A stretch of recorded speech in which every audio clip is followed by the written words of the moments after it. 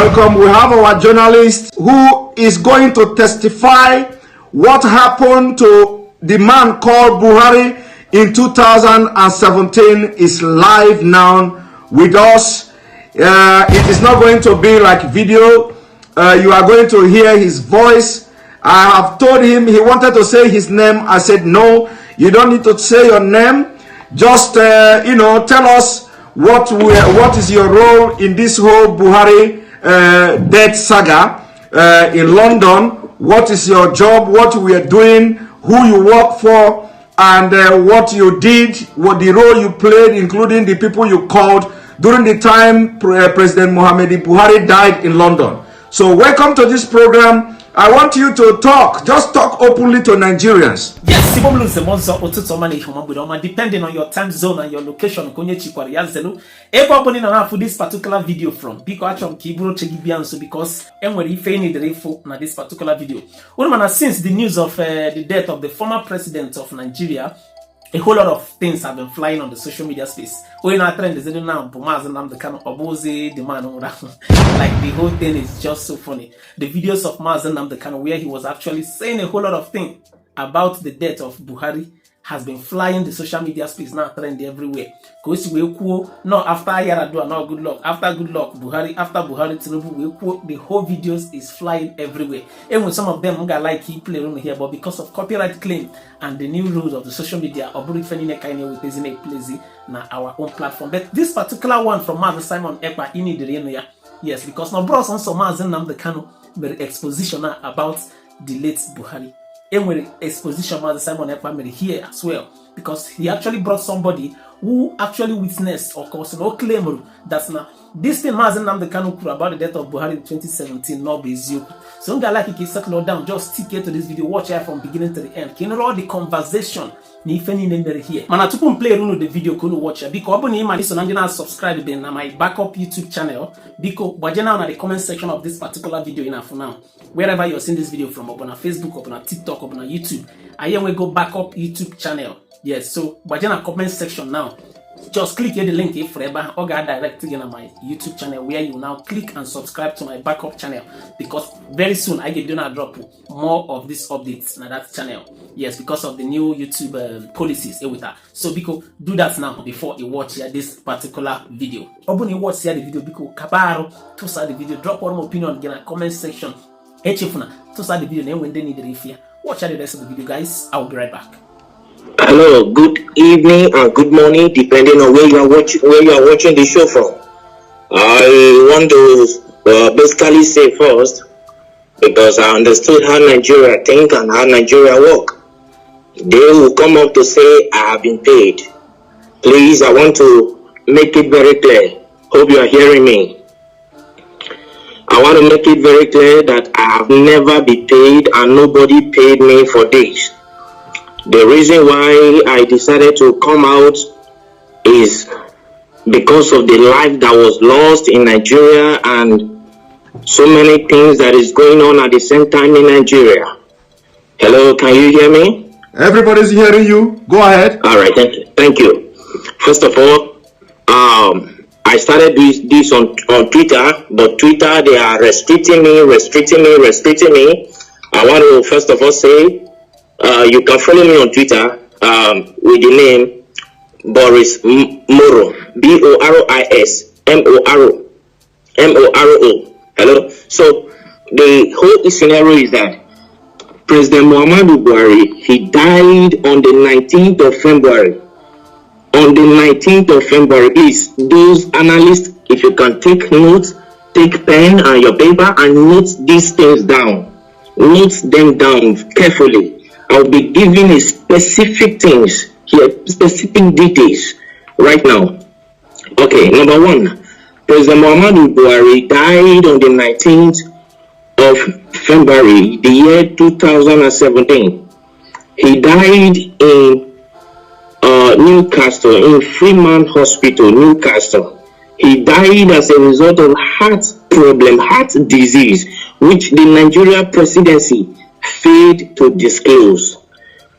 On the 19th of February, I was in London by the special grace of God. I'm a journalist. I work with one of the Nigeria broadcasting station, and one of the leading Nigeria broadcasting stations. So I covered the event in London.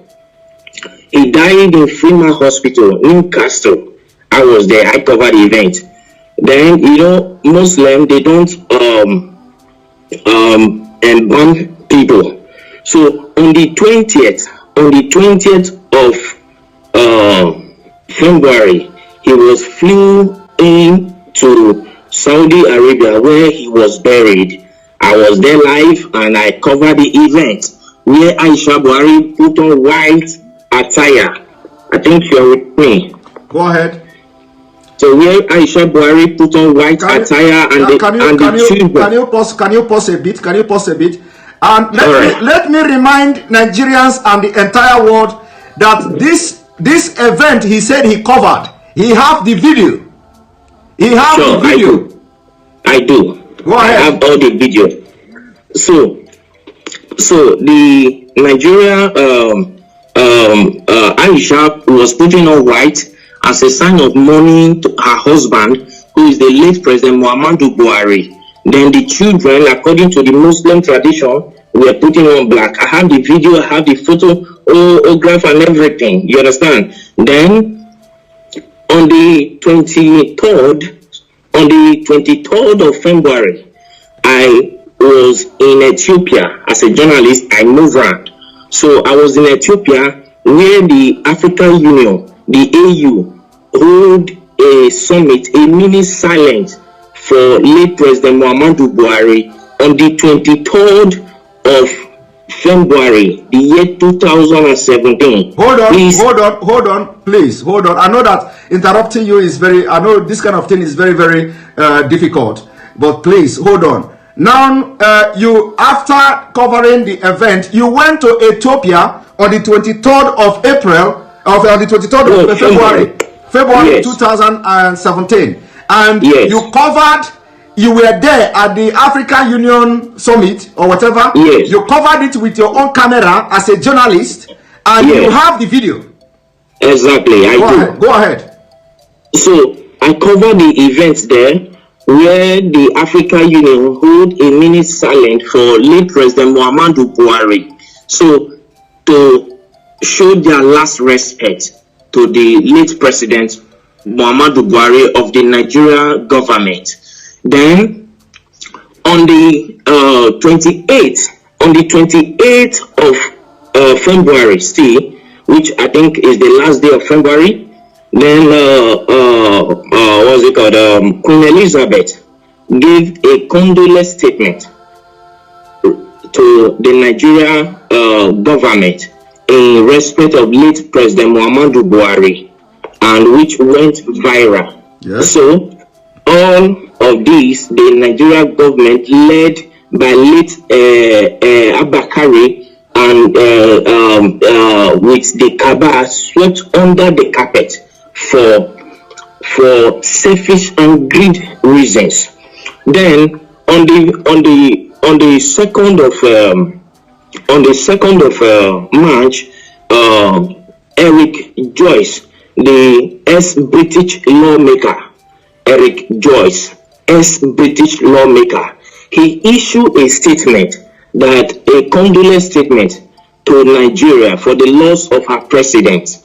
Are you with me, sir? Yes. Then they swept it under carpet, and the man got angry and came out to say that President Muhammadu Bühāri is dead. If President Muhammadu Bühāri if they think he is lying, that they should come out to challenge him. You understand what I'm saying now? Yes. They should come out to challenge him in the court of law, that he will come out with every evidence to prove that Muhammadu Bühāri is dead. As I talk to you, since 2017, this meaning, nobody from the Nigerian government all across the nations of the earth came up to challenge Eric Joyce, the ex-British lawmaker. That went by. Then on April 17th, one American journalist by name Mark Smith, he came up to say that the corruption going on in Nigeria is unbearable, that he can only imagine how the Nigerians are surviving in that country, that there is corruption everywhere. You understand? So we just talked over all this. But what actually prompted me to come up to this tonight is, one, the Nigerian youth have been suffering 60 years of independence, 60 years of suffering and smiling, and yet the government is taking them for granted. Now the Nigerian youths, they came up to say, no, enough is enough. We don't need this anymore. Let's put an end to this.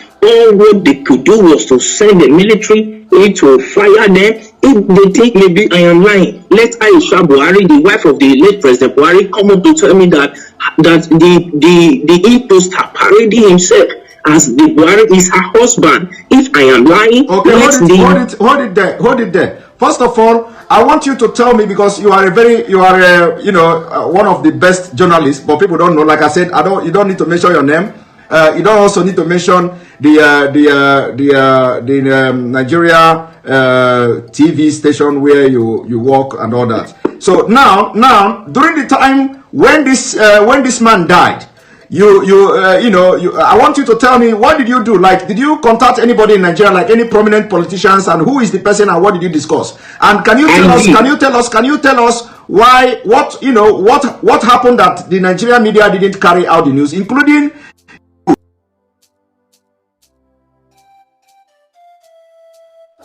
fortunately that Abakari is dead.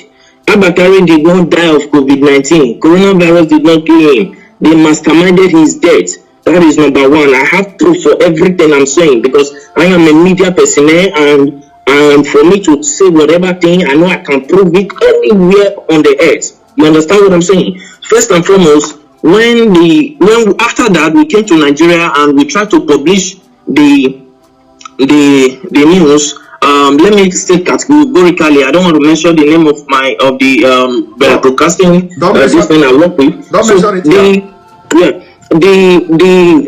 Our firm was suspended by the National Broadcasting Commission, NBC, National Broadcasting Commission, suspended our firm, our broadcasting station from airing because we carried the news. Because they know, they have information that you were there. You were there, and you followed everything. So when you came to Nigeria, they suspended you from, they suspended your firm. So I'm coming to that, sir. Let's not rush it.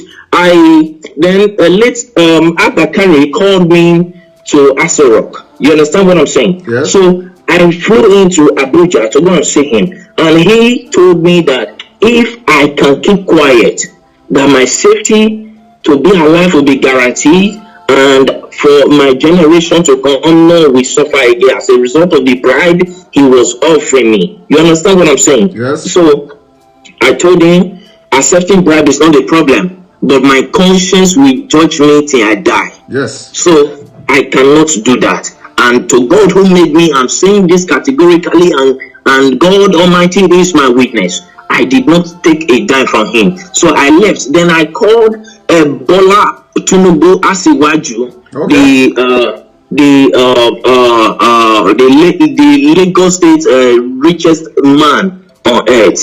Let me use the word. So I called him on his MTN line. I can call the line now, the MTN line that I use in reaching him. I can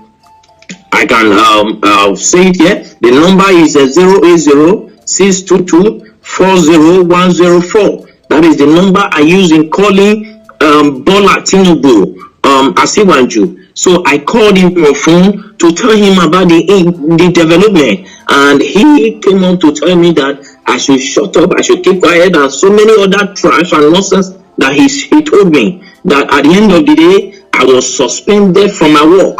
You understand, as a journalist. Okay, hold it there. So you called Bola Ahmed Tinubu to tell Tinubu. Of course, you normally call him too. This is not the first time you are calling him, by the way. We normally communicate. Okay, so you called him on this number you called now, 080-622-40104. Yes. And then he tell you to shut up and tell you a lot of things. He specifically, I can still remember, I still have the record of that conversation. You understand? Because as a journalist, you keep record of things, because years to come you might need it. You understand me? Okay. So I still have the record of that conversation. So when I called him, he told me that Nigeria is not like other countries. That Nigeria terms of affair revolve and must continue to revolve around the cycle. You understand now? He told me that it must continue to revolve around the cycle, that the system of governance in Nigeria is different from every system of governance in the world, on earth. That in Nigeria, transparency is something that they don't toy with, that they try to hide everything, that it's not everything the masses must know, it's not everything the masses, the people of Nigeria must be aware of. Are you getting what I'm saying, sir? Yes. So he told me, and he offered me money too. He offered me a bribe. He said as long as I kept quiet, then I called the vice president too, Yemi Osibanjo. You called the vice president too? Okay. Yes, I have his contact, but I for security reasons, I don't want to disclose his contact to the public. You understand what I'm saying? Yes, go ahead. If you need it one on one, I can give it to. No need. Just go ahead. No need. So I called Professor Yemi Osibanjo. I called him. I went to his office to meet him in Aso Rock in Abuja. So when I got there, and I told him, sir, we understood, because I was the one that covered that news. I'm from so place. I introduced myself to him, and he welcomed me. He sat me down. I told him this according to the law that I know, because my father is in Nigeria. You understand me now? My father is in Nigeria. My mother is from the British. Is from England. So I told him that according to the laws that are known in Nigeria, when the president died, the vice president automatically will become the president. You understand? As a way of moving the country forward. He said that the Nigerian government is not run in that system. I said no. When Goodluck Jonathan was there, that was what happened. When the president died, he was the vice president, and he came up to be the president. You understand what I'm saying? And he said, please, for my safety, I should keep quiet and go my way. That the course of things will play out by itself in Nigeria. The reason I got to understand that. Can you pause a little bit, please? I know that this is very difficult, when I'm, pausing you all the time. So, is it that because of the way you have actively trying to air this news was the reason why you were suspended and sacked or something? I wasn't sacked, sir. I was suspended. Okay, you were suspended. Okay. So was it the reason? Was it the reason you were suspended? Yes. Okay. All right. Go because ahead. I told them that I will publish it. Then, as at that time, I was receiving so many threats. Like seriously, people started threatening my life, threatening me here and there. Then I called Erufai, because Erufai was there when Bühāri was being buried in Saudi Arabia. Erufai was there, the Sultan of Sokoto was there, Ganduje was there. As at that time, then about 10 or 11 persons, prominent people from Nigeria were there, including other people who came to the burial ground. But the people that were there, Erufai was there. The Sultan of Sokoto was there. You understand what I'm saying now? Yes. So when they were burying him in Saudi Arabia, and they started threatening me. At that time, they threatening me. Because I told them I would publish the video. You understand what I'm saying? Yes. And I understand that many of them are hearing me right now. I understand that many of them will come up to say it's a lie, nothing like that happened. But if any of them can come up to challenge me that this and this and this I'm saying now never happen, I will be very glad, because I will pick it up from there. I will take it to the court, to the International Court of Law. Let Aisha Bühāri come up to tell me that the man he's posting as if a Bühāri is the real Bühāri. I will come up with every evidence, including the video of how he was wrapped with the Nigeria flag, with the green, white, green cloth. I will come up with the video of everything. Let them come out and challenge me. Okay, hold it there. So actually, the video and all these pictures were taken away from you, but you have your own backup as a journalist. I always have backup. All right. I always have backup. Go ahead. Continue. My camera was seized as a journalist. It was seized at the airport in Lagos. Your camera was seized at the airport as you are coming back to Lagos. Okay. Till today that I'm talking to you, I have never set my eyes on that camera. But you have backup. You understand? They didn't know that. You know they are Of course, I have all my backup. Even this evening, I was going through the backup. I was playing all of them. I was going through them again. So if they want to debunk this thing, I'm saying that it's a lie. Nothing like that happened. How come the AU, the Africa, our presidents, held a minute silent for them? As at that time, I could remember I called the president of Ghana on this issue. The president of Ghana told me that it is not in their interest, that if the people of Nigeria cried out for 30 days, that is when they will take up the case, that the AU will take up the case. As long as nobody has cried out, that it is assumed that they understood what is going on, that Nigeria is not Ghana. That is what the president of Ghana told me. You understand what I'm saying now? I understand that many of them are hearing me right now. Let any one of them come up to challenge me. I went to Ethiopia. I spoke with a prime minister, with one of the lawmakers there, and he told me that it is not in their interest. Then I accused him of being bribed. If not, he would have come up with an answer, because he is the secretary of the AU, of the African Union. You understand me now? As at then. Yes, as at that time. So I challenged him. I accused him that they have been offered bribe, and he told me that he has never received any bribe from Nigeria, though many of them are coming with proposal. But whether he later accepted bribe, I don't know. You understand what I'm saying now? But the truth is this: Bühāri is long dead in Freeman Hospital in Newcastle in London on the 19th of February, the year 2017. He is dead. Bühāri is dead. He was buried in Saudi Arabia. Nobody can tell me that he is still alive. Bühāri, that I know, if you look, when the Kanu came up, you understand, they said that he's talking rubbish. I have never met the Kanu on face to face. He doesn't even know me. He doesn't even know whether I'm fair or black. He doesn't know me, and I've never given him anything. He has never given me anything. You understand now? But the truth is, as a journalist, I swore an oath to stand by the truth at all times.